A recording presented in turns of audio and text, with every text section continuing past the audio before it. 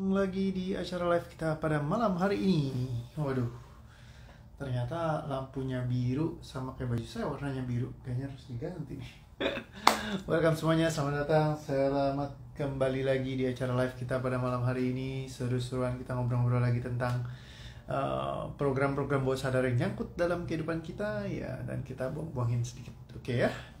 Jadi hopefully semuanya bisa connect dengan baik, lancar, dan seru. Nyalain ini aja deh, kan lebih enak, lebih terang ya. Selamat datang, welcome back semuanya. Seru-seruan, asik-asikan. Oke, kita lihat siapa aja yang udah datang. Ada Kak Ellen, ada Kak Feni, ada Kak Evi. Halo Kak Evi, Safira. Selamat datang Kak Kalisnawati Lish. Halo, selamat malam juga. Kak Eris Dewi, selamat datang. Ada Kak Vicky, ada Kak Mimi. Oke. Kak Kristina, selamat malam juga. Kak Tri Purwati. Halo Kak Tri, ada Cilicu, ada Karina Has, Tarita, Depok hadir. Halo Depok. Lalu ada Ci Shirley, malam coach, malam juga Cici. Ada Kak Eli Borjut, seperti biasa sudah gabung juga. Kak Eti, Kak Aryati, selamat datang semuanya. So hari ini kita live-nya jamnya agak maju 6.30. Soalnya saya ada kelas ya, setiap hari Selasa, Kamis saya ada kelas. Kalau hari Rabu itu setiap 2 minggu sekali juga ada bawain webinar. Jadi jadwalnya agak loncat-loncat teman-teman. Harap maklumin aja kalau geser-geser ya. Jadi thank you banget sudah pada masih ikut mampir datang ya. Ada Bill Christopher Lee. Oh, Billy Lee bukan nih. Ada Kak Anastasia Disa. Oke, halo, welcome. Kak Yeni Yan. Gorontalo hadir Kak Dian. Welcome Kak Dian. Ada Kak tadi Kak Tri Purwati udah disebut lagi, namanya muncul lagi. Cibubur hadir Kak Melodia. Halo, welcome semuanya. So, di malam hari ini kita akan ngebahas satu tema yang kemarin ini saya ngobrol ketemu sama seorang sahabat saya. Ya, jadi sudah cukup lama, dia orangnya sangat pekerja keras dan sangat-sangat bertalenta sekali ya dalam banyak hal. Dia bisa menghasilkan banyak karya-karya yang luar biasa yang nggak bisa dilakukan sama banyak orang pada umumnya ya. Dan namun belakangan ini ternyata dia mengalami sebuah tantangan dalam kehidupannya ya. Jadi ketika dia ngejalanin usahanya ya, ternyata dia kena kasus. Jadi waktu itu dia ikut investasi ya, naro segala macam. Habis itu ternyata investasinya sekarang ya sudah mengalami kejatuhan ya. Terus juga orang yang pencetus investasinya ini ditangkap juga sama polisi. Jadi rame banget dan kasusnya tuh heboh ya. Sempet mungkin kalau saya sebut nama tempatnya pasti nama investasinya teman-teman pasti ngerti dan tahu, oh ini yang dimaksud gitu ya. Nah jadi case kayak begini teman-teman itu sering banget di Indonesia terjadi ya. Jadi banyak orang yang memang terkena program investasi yang bodong itu ya, dan terkena terus menerus gitu ya, karena banyak orang yang kayak pengen buru-buru ngambil kesempatan gitu ya. Jadi yuk selagi ada nih kesempatannya sikat habis gitu ya. Jadi akhirnya berinvestasi di investasi yang kadang-kadang bikin orang jadi tergerak gitu. Jadi kayak ngiler karena memang menarik sekali. Nah, investasi bisa jadi sangat-sangat bagus dan baik, bisa jadi juga sangat-sangat beresiko. Dan mungkin banyak kenalan kita yang juga punya pengalaman yang seperti itu. Atau mungkin Anda di antara Anda juga yang datang hari ini mungkin ada yang pernah kena dengan investasi seperti itu ya. Jadi biasa ciri khasnya kalau investasi bodong ya memberikan return yang sangat-sangat besar sekali gitu ya. Jadi kayak boleh dibilang returnnya stabil. Misalnya biasa begitu ya, paling sering ya, kayak 30% setiap bulan, pasti 30%. Nah itu berarti return yang stabil. Nah itu salah satu ciri biasanya investasi bodong adalah returnnya terlalu stabil ya, dan jumlahnya terlalu fantastis misalnya kayak gitu. Nah, dan kalau misalkan namanya investasi pasti ada resikonya, bisa naik bisa juga turun. Zaman sekarang lagi banyak yang mereka berlomba-lomba untuk mencari investasi yang terbaik ya, termasuk di bursa saham ataupun di cryptocurrency ya. Awalnya cryptocurrency yang disebut dengan hal yang bodong, tapi sekarang banyak sekali orang yang juga yang senior yang tadinya main saham, yang jadi analis segala macam, akhirnya ikut juga berinvestasi di cryptocurrency. Ya, well actually itu adalah sebuah opsi juga ya. Banyak kenalan saya juga yang sangat sukses sekali berinvestasi di cryptocurrency, berinvestasi di saham, itu sangat-sangat bagus. Ya, tapi yang kita perlu untuk memperhatikan adalah kita perlu tahu yang istilahnya investasi bodong tuh yang mana gitu. Sebenarnya itu nggak terlalu susah ya, obvious lah, biasa orang ya saling misalkan ya yang pasti menjanjikan ya tadi ya kan, jumlah-jumlah tertentu. Terus biasanya ciri khasnya adalah ketika Anda benar-benar kayak udah nafsu banget ya, kayak pengen banget buru-buru masuk gitu ya.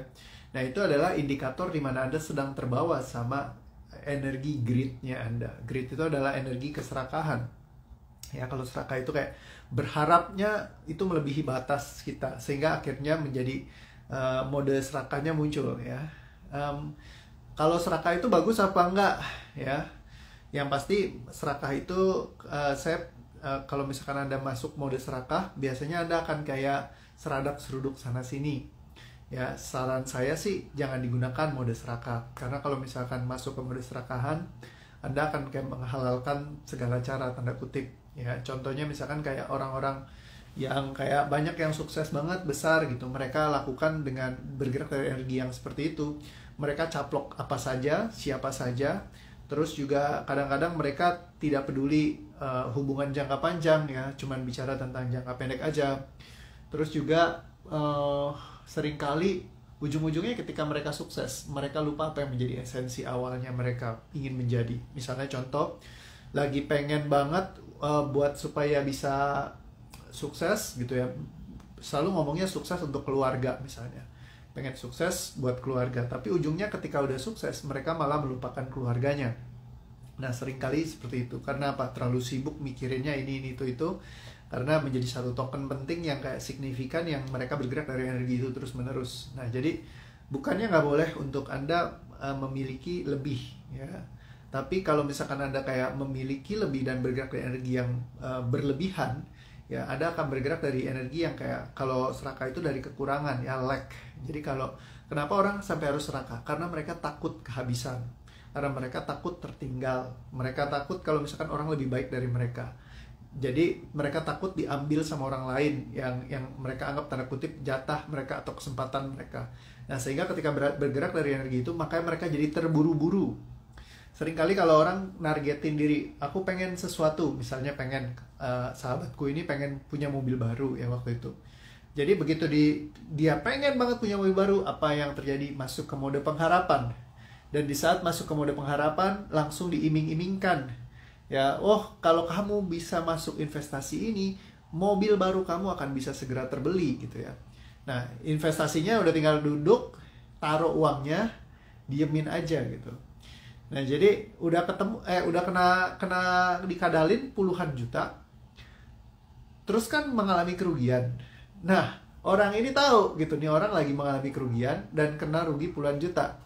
Begitu udah kena kayak gitu, apa yang terjadi? Punya pengharapan bisa segera melunasi semua kerugiannya dia kan.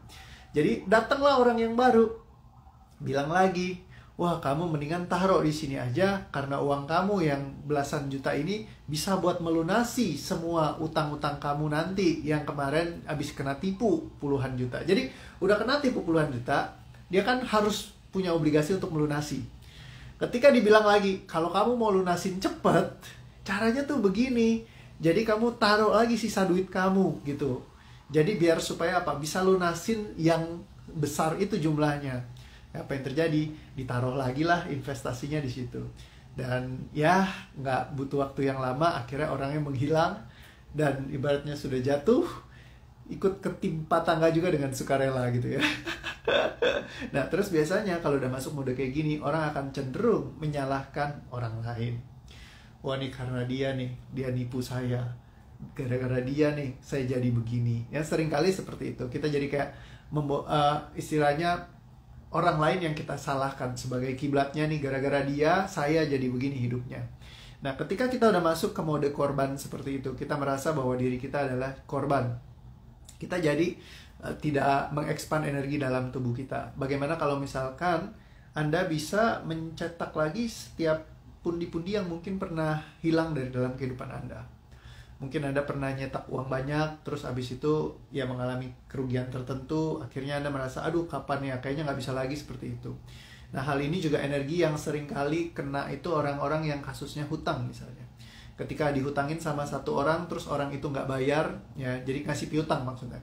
Ketika mempiutangi orang, terus orang itu nggak bayar, setiap hari orang ini menunggu masuk mode idle, ya jadi nangkring, nungguin semoga si orang ini melunasi utangnya, ya tiap hari ditungguin terus, nah lupa menciptakan hidupnya sendiri, ya seringkali seperti itu. Ada sahabat saya yang kena kondisi di mana waktu dulu dia beli tanah yang cukup besar, luas sekali, terus mau membebaskan tanahnya.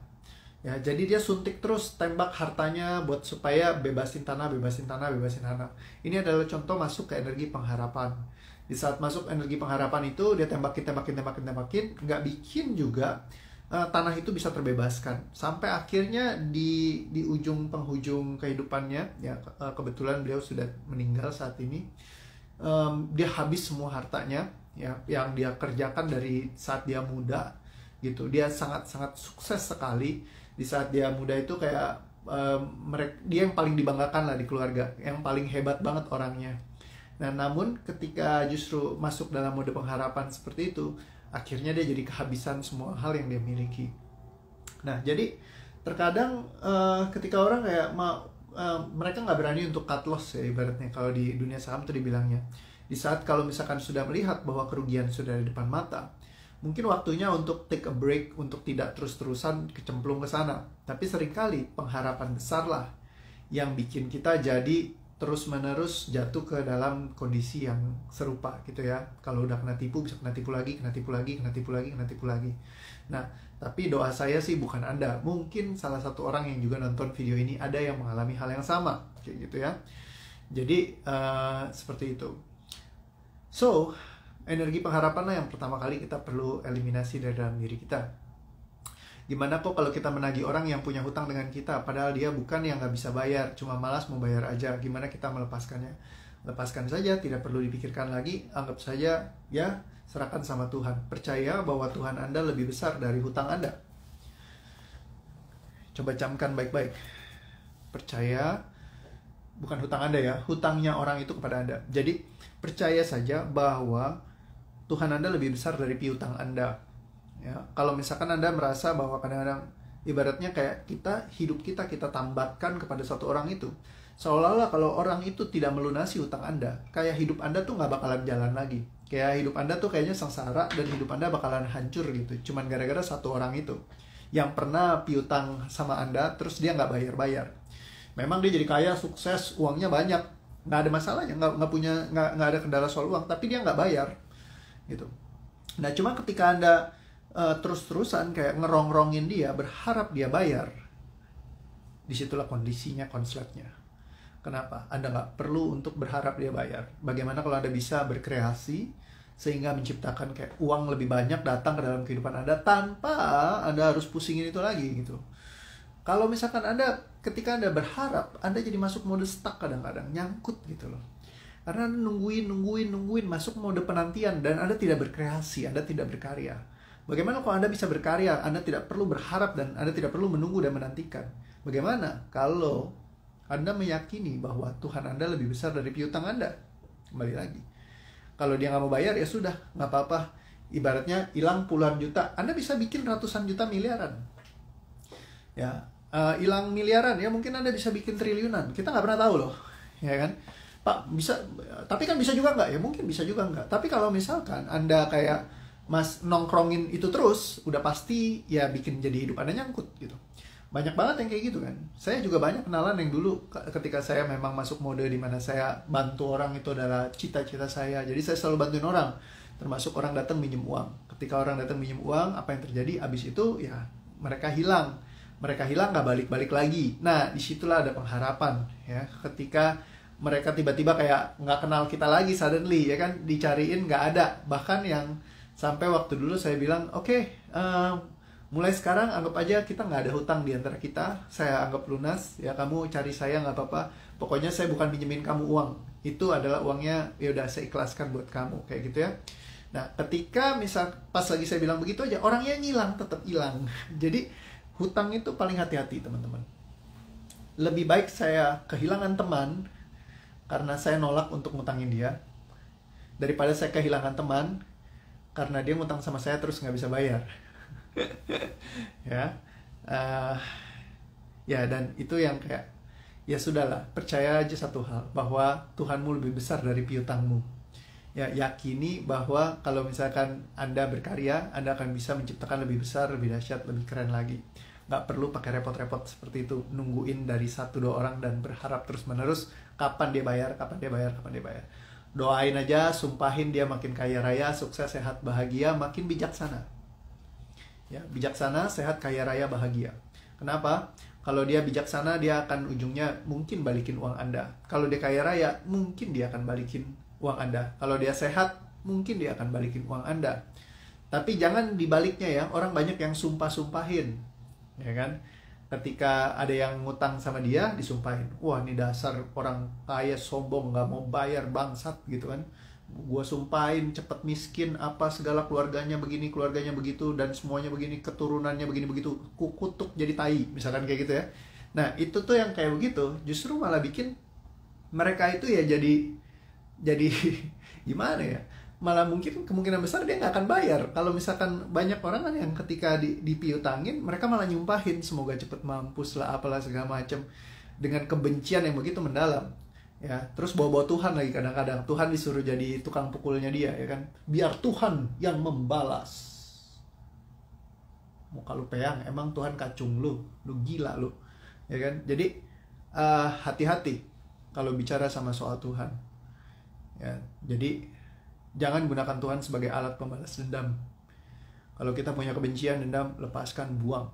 Jangan bawa-bawa Tuhan. Ya, itu banyak banget yang kayak begitu. Dikit-dikit bawa-bawa Tuhan, bilang Tuhan yang balas, Tuhan biar yang Tuhan membalas. Muka jauh. Ya kan, siapa lu gitu kan. Nah, jadi kok gue jadi emosi ya? Mesti dilepas nih. Kacau. Ya, jadi teman-teman, ketika kayak gitu jangan disumpahin, ya kan. Doain mereka sukses, sehat, bahagia, supaya kalau misalkan mereka sukses, sehat, bahagia, mereka happy, mereka akan bayar utangnya. Dan semua yang muncul terkait dengan hal ini, semuanya dicabut, dibatalkan, tidak katakan, lepaskan, musnahkan. Tarik nafas pelan, tahan dan lepaskan. Ya, jadi nggak perlu kutuk mereka jadi kaya raya, sukses, sehat, bahagia, ya, bijaksana. Semoga banyak orang yang bisa terbantu gara-gara dia. Mungkin salah satunya hutang yang dulu dipinjemin ke Anda jadi bisa jadi usaha yang besar yang bisa mempekerjakan banyak karyawan gitu ya, karena dia olah dana Anda, ya. Dan dari sana ketika dia olah dananya jadi mantap, jadi banyak orang yang bisa punya mata pencaharian, mungkin ya secara nggak langsung, mungkin dia nggak bayar langsung ke Anda, tapi karena Anda karena uang Anda itu ya jadi sebuah saluran berkat bagi banyak orang, ternyata bisa juga seperti itu, ya kan. Jadi semua rasa yang muncul terkait dengan hal ini, ya termasuk yang saya punya tadi, semuanya dicabut, dibatalkan, tidak katakan, lepaskan, musnahkan. Tarik nafas, tahan dan lepaskan. Dan semua rasa yang tersimpan terkait dengan hal ini, semuanya dicabut, dibatalkan, tidak katakan, lepaskan, musnahkan. Tarik nafas pelan, tahan dan lepaskan. Dan semua rasa yang tersimpan terkait dengan hal ini yang ada, sadari, ambil setiap pesannya, ikhlaskan dan lepaskan semuanya. Tarik nafas, tahan dan lepaskan. Kapanpun Anda bergerak dari energi pengharapan, selalu berharap ini, berharap itu, dan energi ini malah membuat Anda terpaku dan tidak melakukan sesuatu. Semua energi penantian, pengharapan, semuanya dicabut, dibatalkan, tidak katakan, lepaskan, musnahkan. Tarik nafas pelan, tahan dan lepaskan. Dan semua rasa yang pernah tersimpan terkait dengan orang-orang yang pernah piutangin Anda, kebencian, kekesalan, emosi yang tersimpan, selalu bertanya kenapa mereka begini, kenapa mereka begitu, dan selalu menanti dan menunggu mereka berubah, dan mereka tidak berubah. Semua energi yang muncul, sadari, ambil setiap pesannya, ikhlaskan, lepaskan, cabut, batalkan, tidak katakan, lepaskan, musnahkan. Tarik nafas, tahan dan lepaskan. Dan semua rasa yang muncul terkait dengan hal ini yang tersisa, diterima, disadari, diambil pesannya, diikhlaskan dan dilepaskan semuanya. Tarik nafas pelan, tahan dan lepaskan. Oke. Intens banget ya. So be happy always, ya kan. Jadi nggak usah dipusingin. Buat Anda yang pernah masuk ke kondisi di mana Anda mempercayai semua investasi bodong dan kapanpun segala keuntungan yang ditawarkan oleh banyak orang menjadi begitu menariknya sehingga menghentikan semua kesadaran Anda untuk memilih mana yang betul-betul investasi yang baik, mana yang tidak baik. Semua energi yang ada disadari, diambil pesannya, ikhlaskan, cabut, batalkan, tidak katakan, lepaskan, musnahkan, tarik nafas pelan, tahan dan lepaskan semua trauma di masa lalu yang pernah terjadi dalam kehidupan Anda terkait dengan investasi. Pernah ditipu, pernah dijahatin, pernah apapun, semuanya sadari, terima, pesannya diambil, ikhlaskan, lepaskan, tarik nafas pelan, tahan dan lepaskan. Dan semua hal trauma, kebencian, kekesalan kepada siapapun orang yang pernah mengganggu Anda secara finansial, yang Anda menjadikan alasan yang sempurna sebagai alasan Anda untuk menjadi seorang korban dan tidak berkarya. Semua rasa yang muncul terkait dengan hal ini, semuanya disadari, diambil pesannya, diikhlaskan, dicabut, dibatalkan, tidak katakan, dilepaskan, dimusnahkan. Tarik nafas pelan, tahan, dan lepaskan. Oke, so selamat berkarya. Apapun yang pernah terjadi di masa lalu, lupakan saja. Satu lagi, kapanpun Anda takut untuk berinvestasi hanya karena Anda pernah mendengarkan orang ditipu, dijahatin dengan segala sistem investasi yang pernah ada instrumen apapun, sehingga Anda mematikan kesadaran Anda bahwa terkadang ada juga investasi yang memang tepat. Bukan terkadang sih, banyak investasi yang tepat jika dilakukan dengan tepat juga. Tapi semua trauma tentang investasi, ketakutan yang ada, sadari, ambil pesannya, ikhlaskan, cabut, batalkan, tidak katakan, lepaskan, musnahkan, tarik nafas, dan lepaskan. Dan kapanpun Anda pusingin tentang piutang dan hutang dan semua turunan rasa yang ada terkait di dalamnya, sadari, ambil pesannya, ikhlaskan, dan lepaskan semuanya. Tarik nafas pelan, lepaskan. Oke, kata Komang, terima kasih Koreo, sama-sama. Plong katanya, Karami, Jos. Oke, so semuanya selamat bersenang-senang. Sampai ketemu lagi besok, kita melepaskan emosi yang lain ya. Saya mau live dulu. See you again. Bye-bye, dadah. Mau ikut kelas nih hari ini, banyak belajar lagi. Bye. Love you all. See you, dadah.